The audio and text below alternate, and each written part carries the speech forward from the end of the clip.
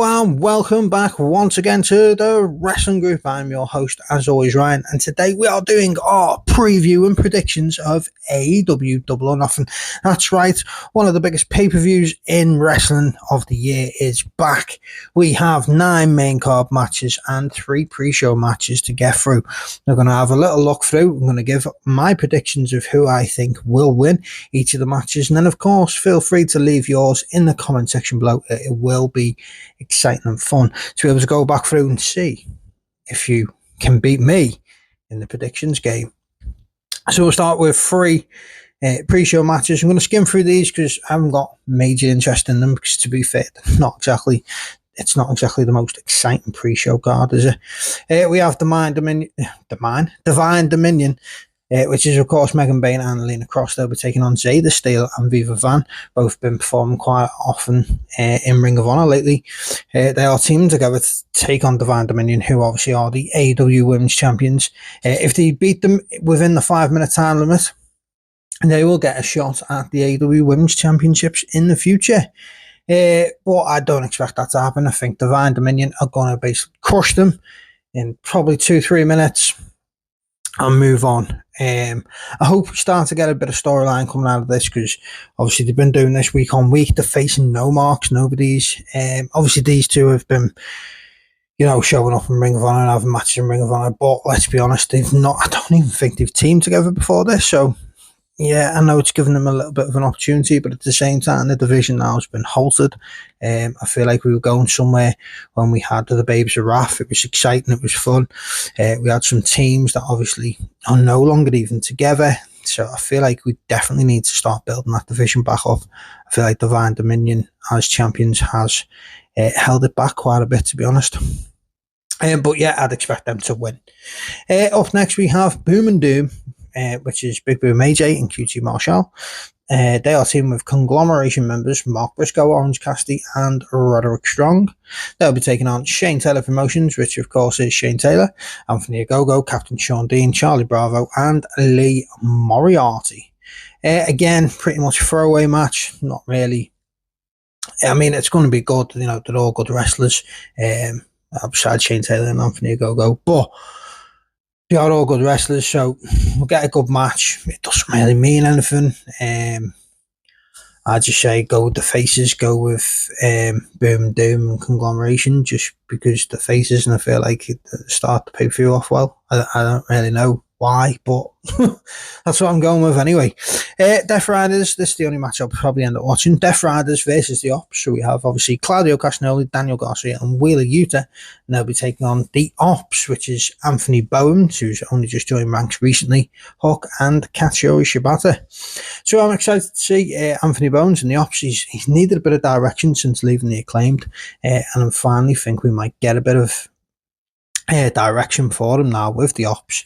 And hopefully start getting him some title opportunities. He's a really good wrestler, just needed a little bit of direction, a bit of help on his character, and I feel like he'll get that working so close to Samoa Joe. Just needs to be brutal and aggressive. That's what the Ops are all about. But I'm probably still going to give it to the Death Riders. Never really bet against the Death Riders, even when I say I don't think they're going to win. I'll probably end up saying I feel like they're going to win. But you've got Claudio Castagnoli in there, who, for my money, is the one that's going to pick up the win. He is the best name in the match. So that is the pre-show. Like I say, pretty missable. Nothing really exciting going on. I'll probably only watch the one match, if any. It's probably going to be a 4 or 5 hour pay-per-view anyway. So we'll move on to the main card. Obviously, don't know what order they're going to be in, but I'm going to run through the order that is on the internet, and we'll go from there. And like I say, leave your predictions in the comment section below. So we'll start with Kazuchika Okada versus Konosuke Takeshita for the AEW International Championship. So this match obviously has been building for a long while now. We've had, obviously, Takeshita was the original member of the Don Callis family, brought in to take on Kenny Omega, and then obviously Don Callis always wanted to manage Kazuchika Okada. So when that opportunity became available, he quickly pounced on adding Okada to his ranks again. Another fall on the side of Kenny Omega, considering it's his greatest rival of all time. So Okada to me is one of, if not the best, Japanese professional wrestler in history. And obviously Takeshita has the potential to be the next Okada. I feel like whoever you're backing in this one, you're not going to lose really, because it's going to be a great match, potentially match of the night. This one that they announced at the beginning, this match was announced probably about a week or two before any other match, and we were selling tickets so hot just off this match. A lot of intrigue and interest in this. But for me, I'm going to back Takeshita to pick up the victory, to become the new international champion. And you know what? It wouldn't surprise me if this is where they pull the trigger on Takeshita becoming a face. He's been wrestling sort of as a face in New Japan for a little while. He's even joined the face faction over in New Japan at the minute. I forget the name of it. Please feel free to let me know in the comments, because I can't remember the faction he's joined. But it's basically all the baby faces like Shota Umino and that, all banded together. And I feel like this is the perfect time to put him out on his own, have Okada and the Don Callis family turn on Takeshita and push him massively as a top single star. And the best way to do that is starting with the International Championship. So that's what I'm going to go for. I'm going to go Takeshita picks up the victory, Don Callis family turns on him and kicks him out. So up next we have FTR, who are obviously the AEW Tag Team Champions. Now they'll be taking on Cage and Cope, or Cope and Cage as it's easy to say. It's in a Tag Team I Quit match for the Tag Team titles. And obviously, if Cope and Cage lose the match, they must retire as a tag team. So that would put everything in their favour, you'd think. But don't forget, they are facing one of the greatest tag teams in the history of professional wrestling in FTR. One of the greatest tag teams the last 5 to 6 years, especially. They've been so consistent when they've been wrestling. Obviously, they don't do half matches. They only go full pelt. I believe they're one of the best tag teams, especially when they're champions. They're one of the best defending champions. You know, a lot of people expect, myself included, Cope and Cage to have won at the last pay-per-view. That didn't come about. So now we have the interesting added stipulation of an I Quit match. Obviously, we had the I Quit match between Cope and Cage for the TNT Championship only a couple of years ago, which obviously Copeland won, with Cage obviously uttering the words I quit. So it will be interesting to see where we go with this one. Again, I'm going to back Cope and Cage to come out with the titles, because do you know what, if all this gives us is great matches, then great, but for me, you've got to come out with the tag belts at the end of it. One last run as tag team champions for these two absolute legends of the sport. It would be brilliant. You know, we've seen how well it can be done if you put the belts on legends. You know, we've seen Sting and Darby holding the tag team titles. Sting had a fantastic run as tag team champion. He's one of the greatest tag teams in history as well, you know, especially when WWE were actually, for once, putting a bit of time and effort into the tag division. These are one of the top teams. They were even beating the Hardy Boys, beating the Dudley Boys to become tag team champions. So, you know, I've got to back them to pick up the belts now, because if they don't, obviously they've got to retire as a team. And I feel like it would be a shame if you had Cope and Cage in AEW and not actually put the tag team titles on them. I think it would be a bit of a miss opportunity. So I'm hoping that Cope and Cage pick up the victories.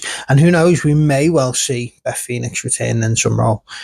Obviously, she's not been seen since she was pile drivered by FTR. But I'd expect Cope and Cage to pick up the tag team titles, and then for them to move into a program to face the Young Bucks, which has been teased for a little while. Again, you know, these are some of the greatest tag teams in the history of professional wrestling. Like I say, you know, top teams in history. You know, you've got Hardys, you've got obviously Cope and Cage, Edge and Christian, if you like.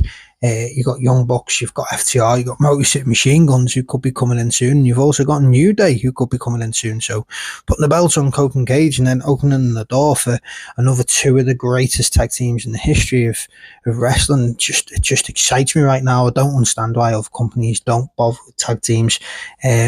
But this, if they do add Motor City Machine Guns and the New Day, this is going to be the best assembled tag team division in the history of professional wrestling. I truly believe that. So up next, we have the Stadium Stampede match.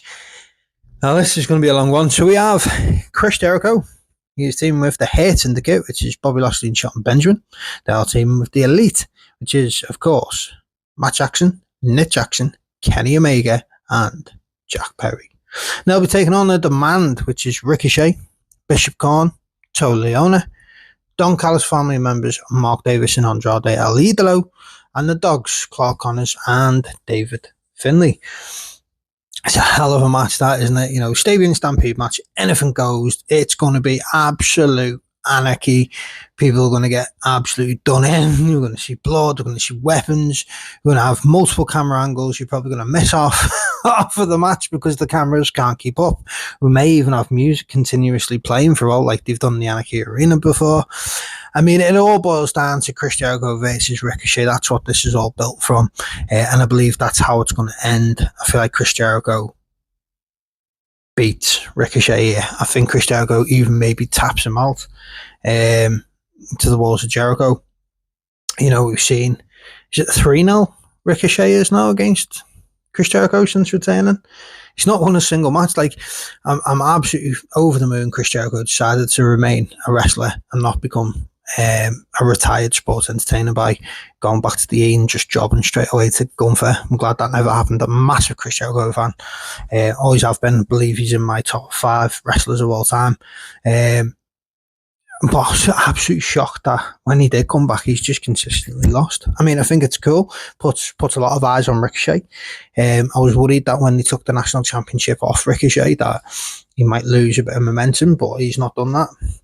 He lost the belt and he's still got the momentum behind him. I would like to see Ricochet, Khan and Leona go for the Trios Championships at some point. I think we'll get some great matches against Conglomeration. But out of this match, I feel like Chris Jericho will get his payback on Ricochet.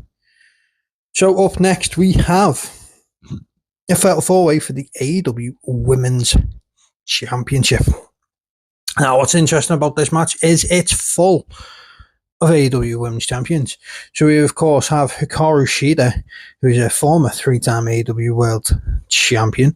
We have Jamie Hayter, who's a former AEW World Champion. We have Chris Statlander, who's not long lost the AEW World Championship. And then, of course, we have the current AEW World Champion in Tekla.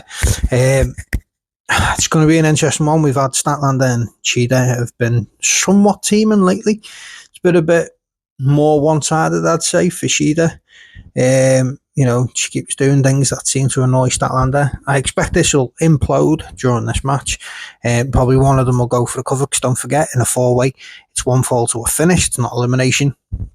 I feel like one of them is going to go for the pin, maybe Shida, and then Statlander's going to be like, what the hell are you doing? And then we'll see them two probably implode and start fighting, which would be good. Like, don't get me wrong, I'm all for Hikaru Shida versus Chris Statlander. I think that'd be a great match. And then, of course, we've got Jamie Hayter and Tekla. They've got great history. I feel like we might end up seeing, it's going to be a fatal 4-way, it's going to be great, but I feel like we're going to see quite a lot of Tekla versus Jamie and Chris versus Shida during this match. Hopefully, for me, I want to see Tekla retain the AEW Women's Championship. I was always worried that when Toni Storm had their last 2 reigns, so obviously the last reign she had before this one, she was the AEW Women's Champion. She lost it to Mariah May. It's a shame that she had to retire, but there you go. They had a great storyline going. It was great that she was the champ and she dropped it. And then they remained in this program, and then she picked the belt up again eventually. And then in the last reign, she had a fantastic reign. I was worried about what would happen after she lost the belt, and obviously they put the belt on Chris Statlander, which I'm all for. I love Chris Statlander. I think she's great in the ring. I think she's vastly improved since being in AEW. First ever to hold both TBS and AEW World Championships in the company. But it just felt a little bit flat. She had some really great matches, but storyline wise, there wasn't really anything there until she met Tekla, and then they started getting a good story, started building a rivalry, and then of course Tekla ended up becoming the AEW Women's Champion, and she's got an aura about her that you just can't take your eyes off her no matter what she does, whether she's doing a promo that some people accuse her of being drunk for, or whether she's calling people dumb bitches, or whether she's having some great matches. You've always a drawn to her, and I feel like that was the same with Tony. So I feel like eventually when they do run this back, when Tony returns, whether she's injured or pregnant or whatever, whether Tekla's still champion then or not, I feel like we finally got a top female heel in AEW to face Toni Storm, which is going to be great. Obviously, we've also got Athena, but she's not being used in AEW really. She only comes in to do tournaments and then disappears again to Ring of Honor, where she's, obviously the world champion. But, Tekla is exactly what we needed in the women's division for me. And I'd love it to continue as champion. I feel like this is the only match probably in the whole card that I'd be really disappointed if my prediction was wrong. So for me, Tekla retains her title. So up next, we start to look at the Owen Hart tournament. So obviously this is for the Owen Hart Cup, and the chance to go on and face the world champion at All In. We've had some great tournaments in the past, obviously won by the likes of Hangman Page and Bryan Danielson. On the other side, the likes of Willow Nightingale, Ryan May. We've had great tournaments, great matches, and great winners, and then most of them, I think, maybe all of them, I can't remember now, have gone on to become champion. So it will be interesting to see. But yeah, so we'll have a first time matchup between Icon Samoa Joe and, of course, Red Hot Will Ospreay. Samoa Joe is an absolute icon in wrestling. He's phenomenal in Ring of Honor, TNA, even WWE. He done really well in WWE, even when they give him stupid things to do, and never put the WWE Championship on him, which is an absolute disgrace. And then obviously you've got Will Ospreay, who's probably the best wrestler in the world right now. They're going to face for the very first time. Will Ospreay said it's a dream match opponent for him. Obviously, being a massive fan of TNA back in the day, one of the matches he said that got him into the sport was obviously the Triple Threat match, which is one of my favourite matches of all time. Samoa Joe versus Christopher Daniels versus AJ Styles for the X Division Championship, Unbreakable 2005. I think it's going to be a hell of a match. It's going to be great. It's going to be brutal. It's going to be powerful. And it's going to be really interesting as well, because obviously Will Ospreay's been training with the Ops. He's even debuted a new submission move. Who are you going against? Samoa Joe. Samoa Joe, former two-time AEW World Champion. He's an absolute animal. He's a killer. And he's not going to be taken out easy. And I very, very much doubt we'll see Samoa Joe tap. So Will Ospreay's going to be absolutely on the top of his game here. And he can't let Joe get into his head like he did when he faced Moxley at the last pay-per-view. Mox got in his head and ended up picking up the victory. Will Ospreay is my pick to go on and win the whole tournament. But he's got to get through one of the toughest guys in the tournament, in Samoa Joe. But I do back Will Ospreay to pick up the victory against Joe. Then up next in the men's Owen Hart tournament still, we have Bandito, who's the current Ring of Honor World Champion, going against the most dangerous Swerve Strickland. And Swerve's who I think is going to win the other bracket on the other side, so I feel like the final for me is going to be Will Ospreay versus Swerve Strickland, which should be a hell of a match. But I'm really excited to see this. They've done a good build for this, Swerve's been off TV for a little while, and then we've seen him show off and do and take out Bandito at the end of the Ring of Honor pay-per-view last week. After he retained the title against Blake Christian, Swerve turned up and took him out with a house call. It's really excited to see this. Bandito doesn't have bad matches. He always gives it 100%. Saying that though, now the Swerve, I can't remember a bad match Swerve Strickland's had since come to AEW either. So I'm really excited to see this, but I've got a back Swerve. I've got a back Swerve here. And then we look at the only women's tournament match on the pay-per-view, which is our current Ring of Honor Women's World Champion, and she is taking on Mina Shirakawa. Obviously, they've got history in the past. Like say, Athena does tend to come in to do the tournament. She's done the tag team tournament team with Mercedes. She's done the Owen Hart tournament last year as well. For me, Athena has to win it. I mean, I say it every time she's in the tournament. Athena needs to win the tournament and stay on AEW TV. There is space for her in the company, and to me, she's the greatest women's wrestler in the world right now. So it's a shame that she's on Ring of Honor, and a lot of people don't see it. Obviously, I do. I watch Ring of Honor, but I'm a massive fan of all types of professional wrestling. So I'll go out my way to watch these things. A lot of people don't. So she's not on AEW. A lot of people aren't seeing her. And not just that, I don't feel like Mina should be beating Athena. I'm sorry. I like Mina. I like her. She brings a lot of good energy. She's not too bad in the ring, but Athena is next level and should not really have much problem putting Mina Shirakawa away. So we've only got 2 matches left. So the second to last match we're going to look at is the no time limit match for the AEW Continental Championship. That's right, Jon Moxley is putting his title on the line once again, and he's going to be facing a man who's tapped him out twice in the past, Kyle O'Reilly. So obviously originally Kyle O'Reilly tapped out Jon Moxley in the singles match, then he tapped him out in the Blood and Guts match, and then was announced for the Continental Classic Tournament, which obviously Jon Moxley went on to win. But because of the injury sustained in the Blood and Guts match, I mean, if you go back and watch that, it's no surprise. I mean, I think he bled more than actual blood that he had in his body. It was ridiculous. But obviously he wasn't able to compete in the tournament. And it's taken him until now to be ready to challenge Jon Moxley for the title. And I'm all for this. You know, I feel like Kyle O'Reilly would have won the Continental Classic if he was able to compete in it. Jon Moxley's been a great defending champion. He's defended it multiple times against some of the top guys in the company. He's turned up every week and most of the time at the match of the night on Dynamite or Collision. But do you know what? I feel like I say, because I'm pretty sure Kyle O'Reilly would have won the Continental Classic. So therefore I'm backing Kyle O'Reilly to pick up the victory against Jon Moxley. This will be Kyle O'Reilly's first singles championship, I believe, since his days in Ring of Honor. Correct me if I'm wrong, feel free, but I'm pretty sure he didn't win a singles title at all in AEW, in WWE. That being obviously in NXT. Because he didn't do main roster run. So I remember him being tag team champion. Don't think he ever won the North American or the world. And he hasn't held the singles title yet in AEW. Obviously, he's been out a number of times through injury and stuff. But I feel like now's Kyle's turn. Get the singles title on him. Plus, he's an absolute phenomenal striker. He's a great wrestler, brilliantly technically gifted. And he could have some absolute killing matches. Plus, Jon Moxley right now is like, he's the ace of AEW. He can go and do whatever he wants next.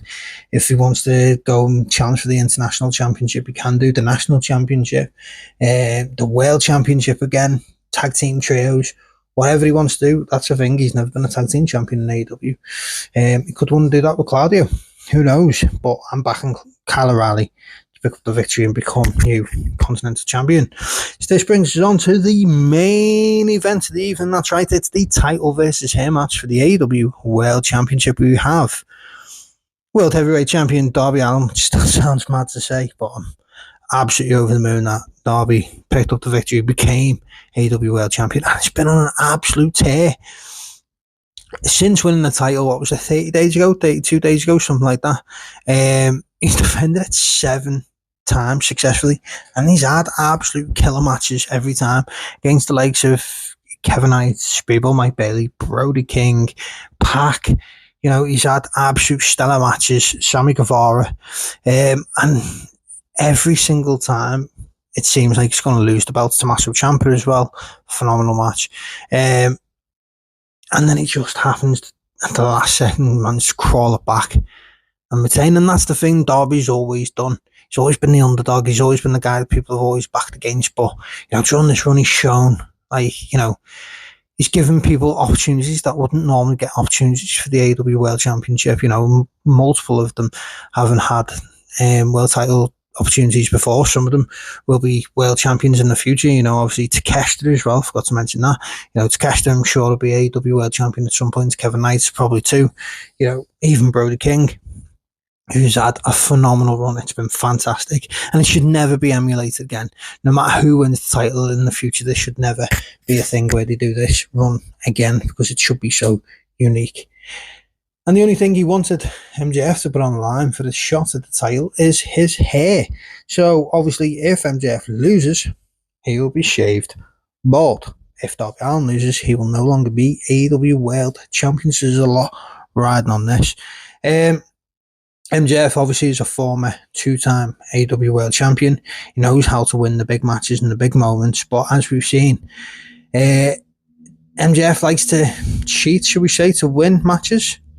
Darby Allin has figured out a way to do that himself, so I feel like it could potentially be a 50-50 match.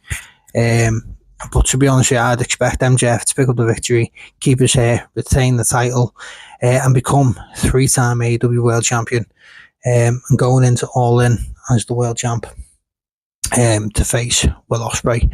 That is my pick. They are my predictions. Let me know in the comment section what yours are, and obviously, like I say, we can go through and see who's closer, me or you. And please, if you haven't already, do hit that subscribe button now.